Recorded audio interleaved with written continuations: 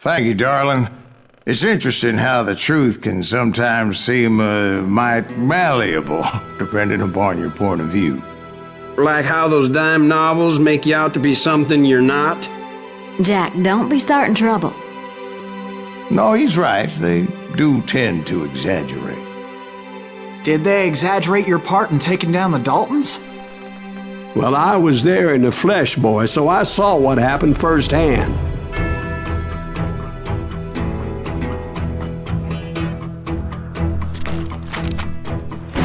Those Daltons were lawmen once, before they all went bad, robbing banks and trains clear across the territory. Until Coffeeville, of course. I was one of the citizens who took up arms that day. Fighting on the side of right? I did my best, sir. We all did.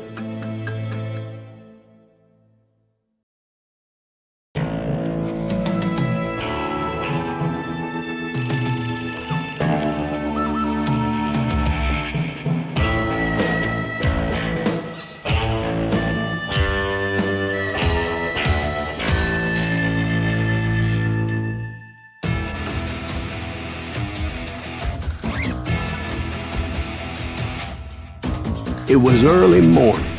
One of my friends was a local gunsmith, and he handed out firearms to anybody who'd take one. You see, the Daltons got it in their heads to rob two banks at the same time. Two banks on the same damn street. The story was Bob Dalton's girl was always riding him about how he had no ambition. Oh, you're nobody next to Jesse James, she'd say. Finally, the bastard took his brothers to Coffeeville just to shut her up. Right. It's always the woman's fault.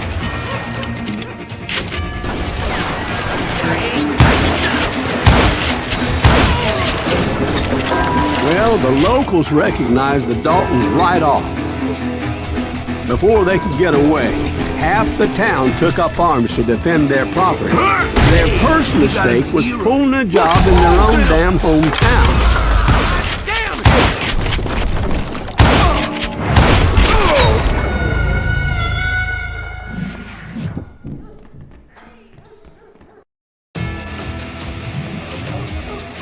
The bank teller tricked them, telling them the time lock on the safe wouldn't open till 9:30.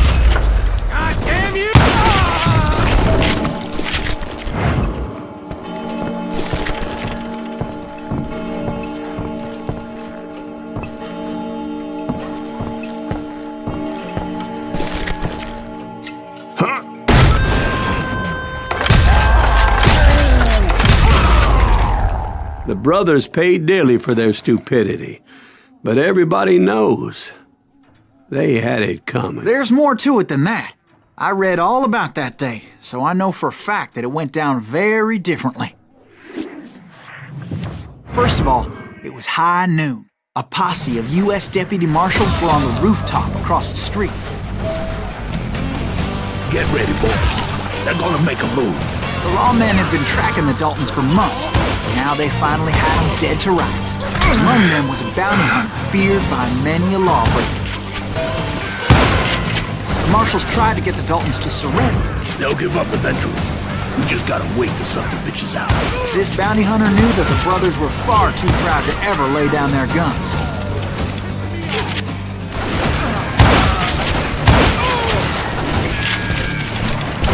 He went in there alone to confront those criminals. One of the marshals shouted, "Where are you going? Are you crazy?" Hey, where do you think you're going, dumbass? That rifle's mine. But he paid him no mind. He saw a way to get around to the back of the bank. Then he figured out how to hit the Daltons from a direction they weren't expecting.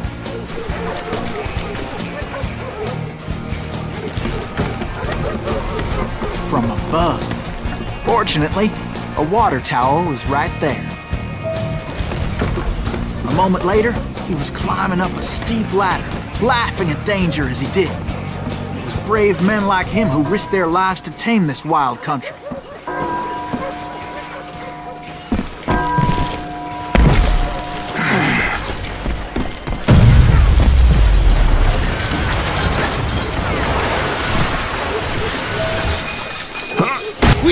company!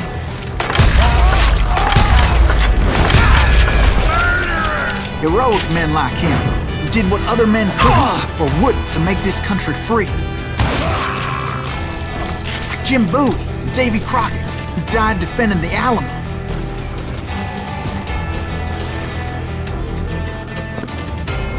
Is that Silas Greaves? Son of a bitch!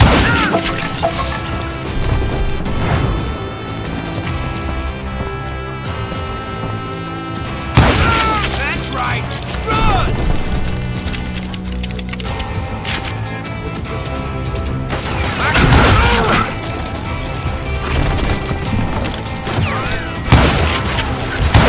Brother, I'm gonna make you pay for that!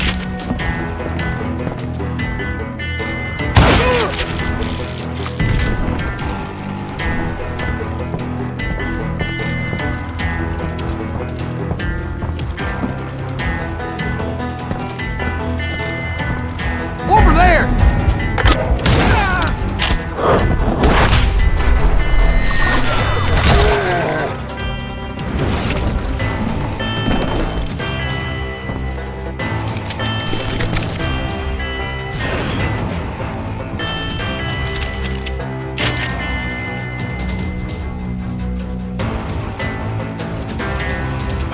That's Silas Greaves! What the hell?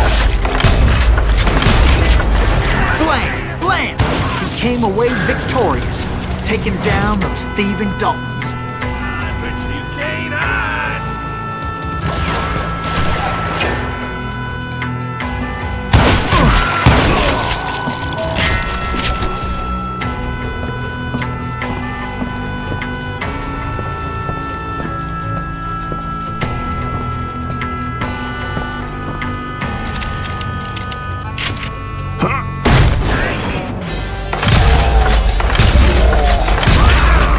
His name was Silas Greaves, and when the dust finally settled, he was the last man standing.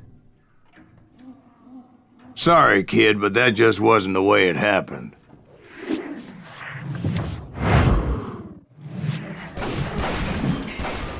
It was early evening, not high noon.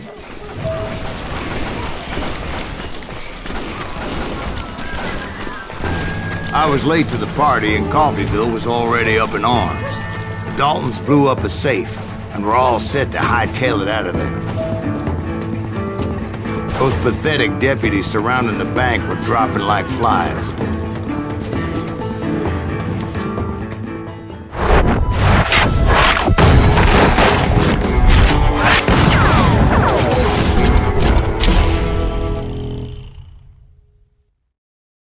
I had been tracking those jokers for months, waiting for them to do something reckless.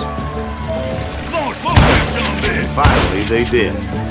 Those stupid bastards decided to rob 2 banks at the same time in the same town where everybody knew them. They still had friends in Coffeyville.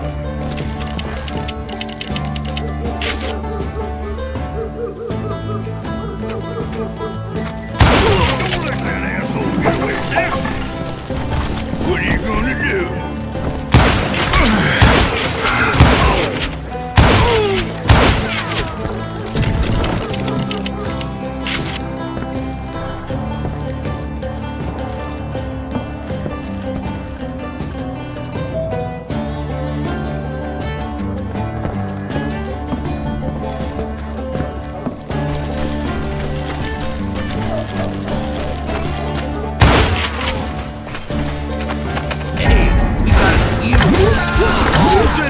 Those friends came after me like a pack of wild dogs, tooth and nail. They were coming at me from all directions. I caught sight of the Daltons running with the money and didn't want to lose them. Problem was, they knew the town better than I did. And to top it off, I found myself in the middle of another shootout entirely. Did the Daltons hole up in somebody's house? No, it was the Smiths, I believe. They were cousins of the Daltons, and they were shooting at the Browns, who were shooting at the Daltons. Which wasn't any surprise, because those 2 families have been feuding forever. Since the Joneses are related to the Browns, they shot at the Smiths. pissing off the Heimhoffers, whose daughter recently married a Smith. Well, bullets were flying every which way as all the old feuds in Kansas caught fire all at once. There was a hell of a lot of pissed off people in Coffeyville that day. But that's just the way life is sometimes. Shit happens.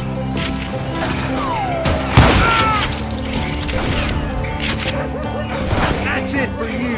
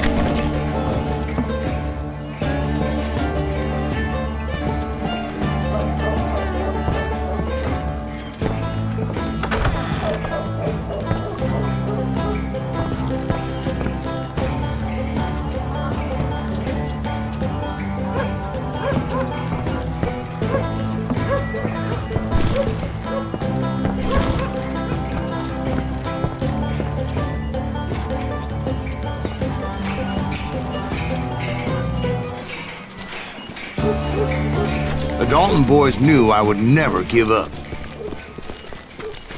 Those Daltons weren't the sharpest knives in the drawer, but they always stood together. They set a trap to slow me down and allow at least two of them to escape.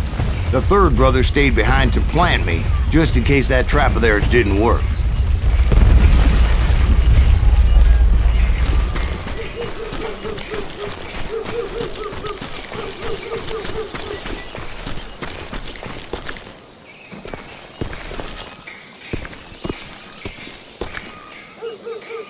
It was Emmett, the youngest, and he decided to stand his ground and face me down. I ain't afraid of you, Silas Greaves. This is where it ends for you. He was determined to protect his brothers. I understood how he felt. Taking me on all by his lonesome wasn't exactly a rescue for a long time.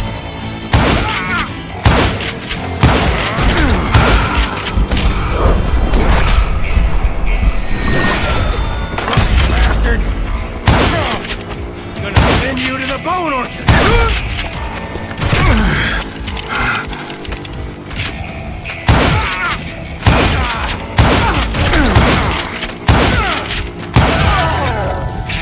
But Emmett Dalton survived the robbery in Coffeyville. He's the only Dalton who did. They say he was shot 23 times. Well, Dwight, who do you think put all those damn holes in him?